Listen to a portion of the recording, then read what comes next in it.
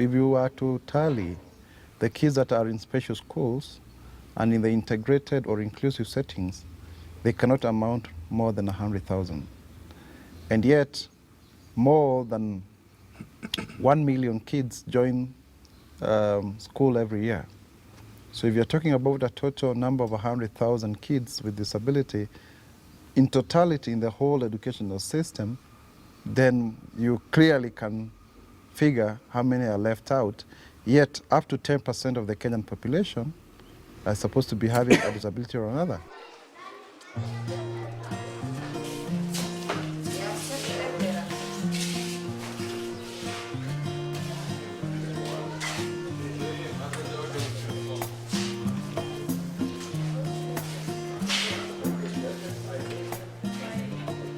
If the child is a girl child, most likely they don't see that there's any benefit in future in terms of, say, it's going to be marriage and they're getting cows, in terms of dowry and bride price. Two, if it's a boy child, they're interested sometimes to see that there's a correction because this child might be the next heir of this family.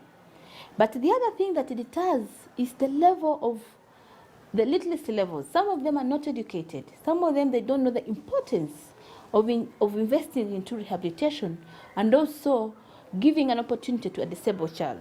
I always sit down and I look at my daughter and I say, God, she had better die first before me, because if I die now, what's going to happen to her? You know, that scares me. I'm always worried. Me, even it's not the death that scares me. I look at the post-election, 2007. Yes. What happened to those children who are left when a child like him, a child like mine, and all the others? In those areas, there were children like that, isn't it? Yeah. And they were left without mothers. They were left without anyone to give them care. Where are they and how? You know, that's how we are looking now at the future.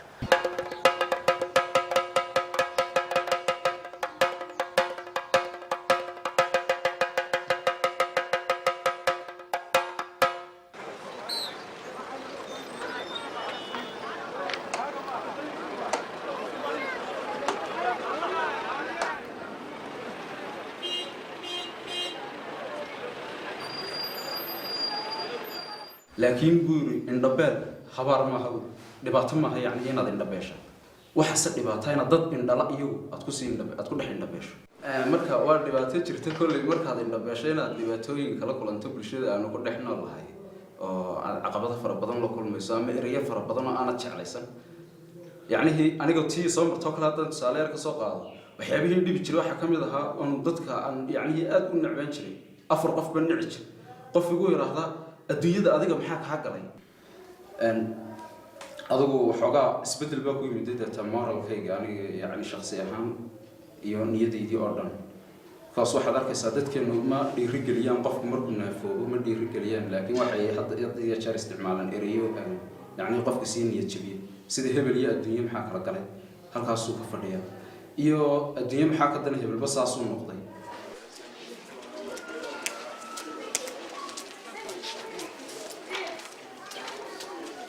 The life in school, okay? The life in school. You don't know such and such a place, you don't know what, you request somebody, maybe escort me here. You find it a bit hard. And lots of marginalizations, where you get people, okay, identifying you as blind people. Your name gets lost. They begin calling you by your disability, begin identifying you by your disability, okay? That also becomes a challenge. It made me feel out of place, completely out of place. I wouldn't fight them, I wouldn't do what, it made me feel out of place. 1,000 students, we are only 20 visually impaired students. That is for boys and girls. Now, in this school, the boys or the visually impaired students can do better than the sighted students. How do I make these sighted students to come near me? Is to show them that I beat them down academically in class. Prejudice, I mean, even at the professional level. Professionals that confess that they know a lot about disability themselves have got a lot of prejudices about disability and disabled people. Policymakers, you see, because normally policymakers, lawmakers and experts are buttressed by the society they live in. So they cannot escape, from the prejudices that manifest themselves at the community level.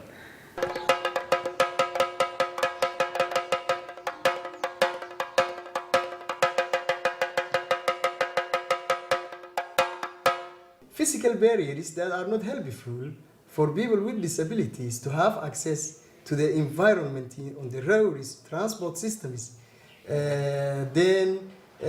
access to other education and opportunities.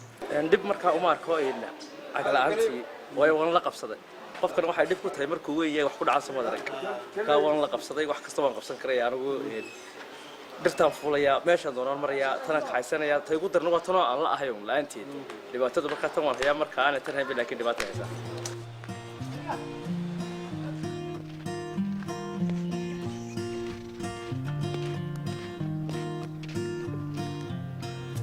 de marka dab ka soo waxaan ka soo kaxay oo gurigan keena marka dabeetana de kulleeto adigu de meel iskuulho de uu tagi karo awoodis ku gaari karaana ma jirto anigu midaan intaan ka bixiyo lacag aan ku gaarsin karaana ma jirto marka dabeetana taayeereed de iskuulka yareed halka carruurta ka dhigato ayuu ma dhex geeyaan oo de wixii hadba loo dhigo oo ka soo dhigta marka hore ma sii kaxaysa marka daba hore ma sii kaxay marka daba soo kan ka u baneeday waayo waxaan uga baqaa de ama buugtaan qaad karin ma garanaysa oo garbihiisanba waa ku soo kala siibiyi garbihiisa ma socon karo ama jaranjarada kama digi karo jaranjarada waan ka dejiyaa marka daba waan ku dejiyaa buugtaan waan soo qaada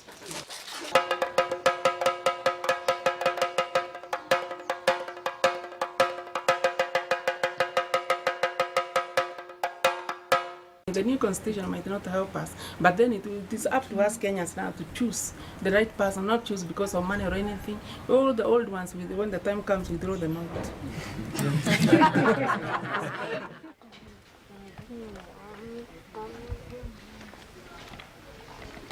I don't have enough to take care of these children, to cater for them.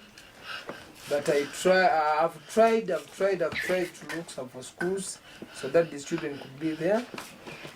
I can't afford to bring an occupational therapist to this place every day. And I don't have access, I don't have transport to take these children to school daily. It's also a problem. What I need to have a project at home so that I may get some money from, so that I take care of these children. Health-wise, it's expensive, but sometimes Katarima has helped me.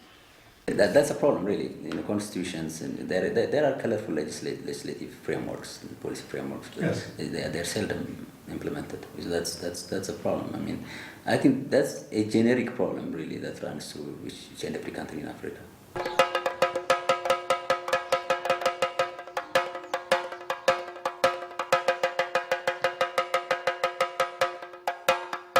In our awareness raising and discussions at that level always, we highlight how community, if they neglect people with disabilities, they do not educate children with disabilities, how the community itself is missing the talents and strengths of one very important component of the community.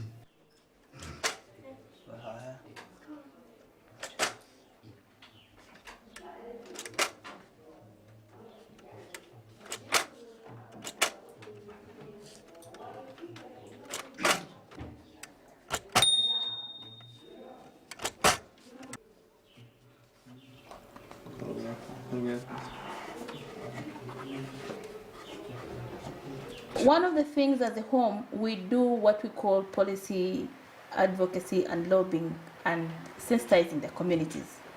And from now and on, we always target the men. We usually emphasize that the men come on board. But when you call them, many times, when there's no money in exchange, they will not come. So the approach we've used is to go house to house, reach out to their homes. So the men are coming on slowly. There's a little bit of improvement. Of course, some of them take a lot of time, but we still have a biggest challenge to mobilize the fathers to take responsibility and believe that these are their own children, not the challenge of a woman. because in Africa, a disabled child is for a woman. First of all, I'm a parent. It hits me because I'm a parent. How can I say it?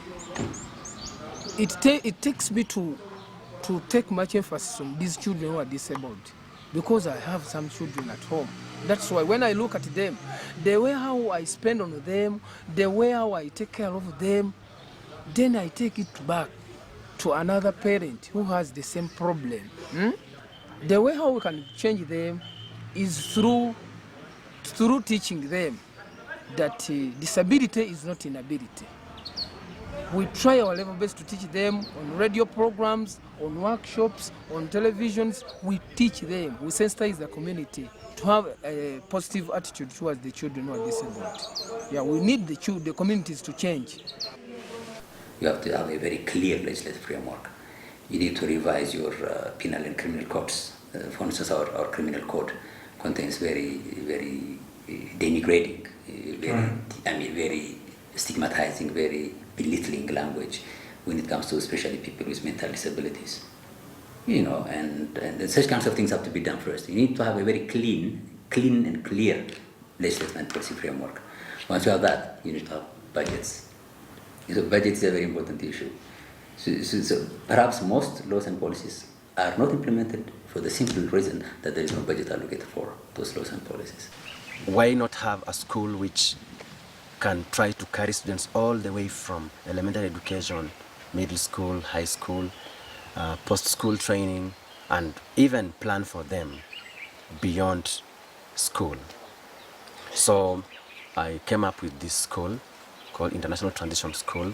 International Transition School? Yes. I talked to a few friends and told them about it. They were willing to lend me their money. I sold my car, so I managed to set up this place. Some of the parents I worked with over the years had built a lot of trust in me. So they came and they told me that they believed in me, and if we set up a school, it can work. In my opinion, if I was to prescribe a system, then this would be like regular disabilities and regular classes, or children with disabilities or learners with disabilities and regular classes.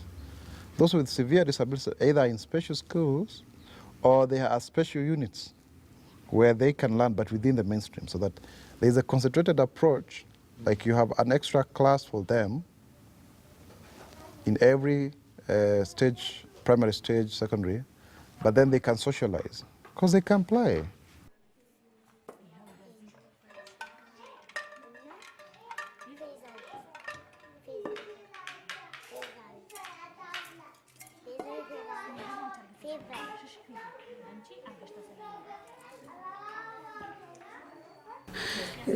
እና እንግዲህ አንዱ እናንተ የመጣችሁበት በዚህ ኢንክሉሲቭ በሆነው ኤዱኬሽን ለማየት ነው።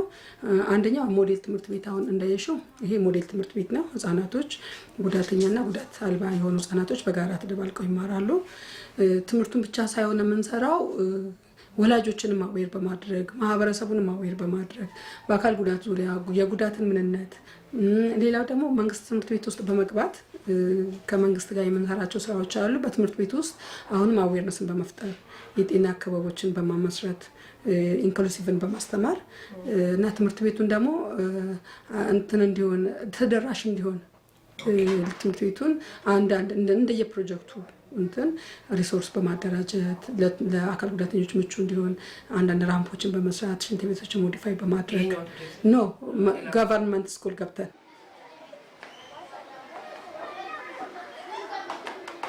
The way we can at least take much care about those children who are being lame. Most especially, I can take an example of Susan.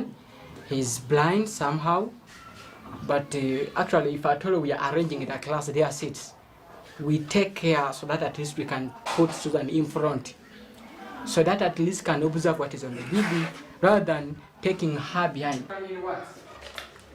And how do you read it? You first read it, then you come and write it. Who can write it on the blackboard? Yes, come and write it.